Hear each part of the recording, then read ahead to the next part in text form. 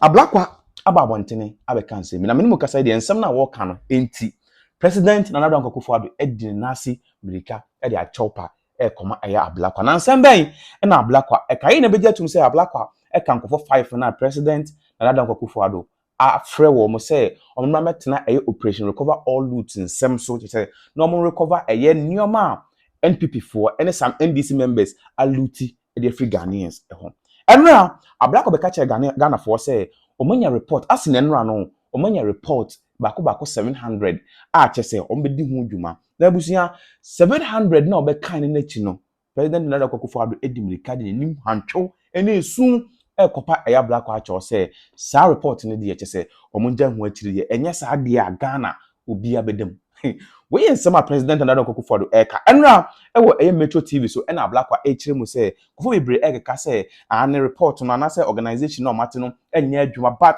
oka ama Ghana for atiase say as far as say omote honom omenya eye 700 report and say 700 eye cases no enya ade omeja nsem na chire bia because omahu say NPP for use Ghana ache into recover ne omani na me pese me kese bebre no yeti nsem Ablakwa ekan ya asi malikbasintale TV so we no first so much channel so bahombo ni subscribe share no be video ni bi enhwe. It is important to place Aura in its proper context. Okay. So His Excellency the President-elect, His Excellency John Dramani Mahama, decided to set up a preparatory team towards the implementation of Aura, which stands for Operation Recover or Loot.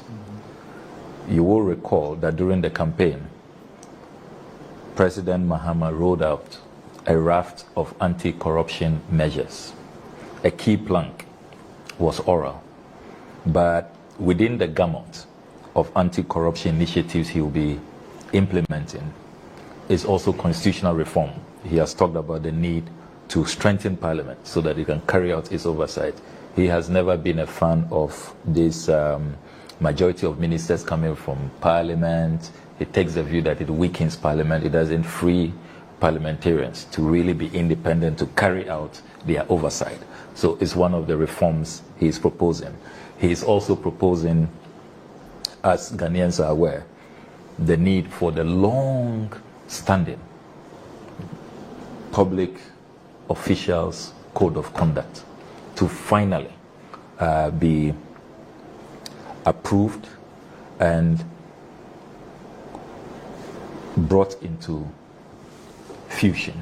For a long time it's been in the works and it has not received any approval from both the executive and Parliament. And you have civil society organizations consistently, raise concern about that. And they have done a lot of work. Civil society and Shraj have done a lot of work, but it's left with leadership, the executive and then Parliament taking it up so that we can have a code of conduct for public officials. So that's one of the major planks to expect. Another key initiative of President-elect His Excellency John Dramani Mahama is the pledge that within the first 120 days, he will kickstart processes that will lead to the prohibition of his appointees and politically exposed persons from purchasing state assets. He takes the view that a lot of the state capture we have seen is because politicians and politically exposed persons set eyes upon state assets, and state assets which are vested under our care. We set eyes upon them, we covet them, and we, come up with all kinds of sweetheart deals to really have them for ourselves.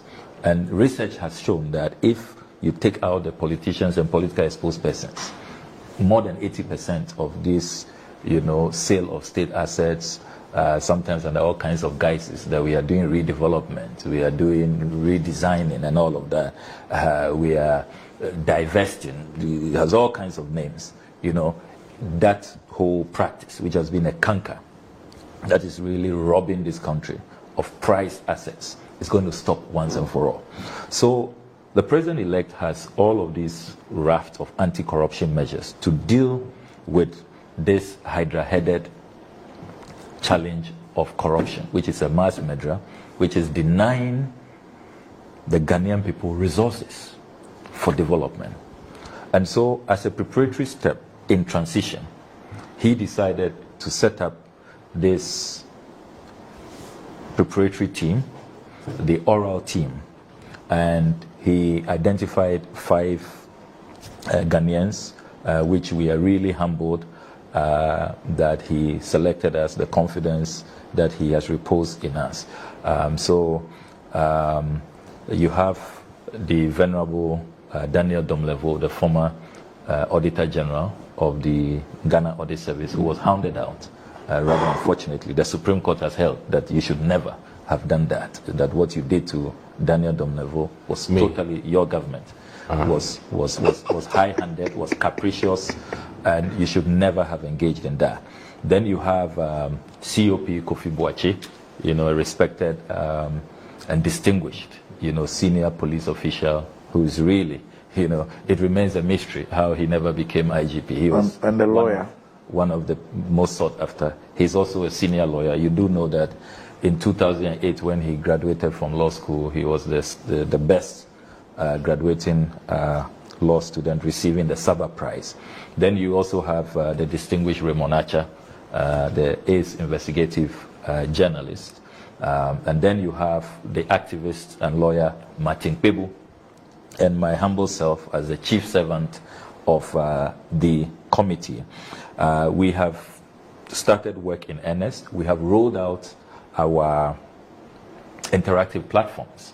And I can confirm to you, Doc, that we have received more than 700. Yes, more than 700. 700. More than 700, yes. As at yesterday when we received a briefing from the call center, more than 700. So people are actively using www.oralgh.org. That's the web address where you can go and put in your information, provide evidence of any wrongdoing, any corruption-related matter, state capture-related matter, and we will put together that evidence so that when an Attorney General is appointed, we'll hand over all of that. People are also using the toll-free number, which is 0800 900 111. 0800 900 111. Others are sending emails through public@oralgh.org. And so all of these interactive platforms are active. And I want to use this opportunity to commend all the volunteers. I mean, Ghanaians are so passionate about oral that IT experts came together and did this for us for free. I can imagine that if friends had done this, there will have been a whole commissioning of elections, no app. campaign. There will have been a major. What we saw you commissioning apps every day, but all these interactive apps, no cost to the state. There's no fanfare. And I am glad that the firewalls are so strong.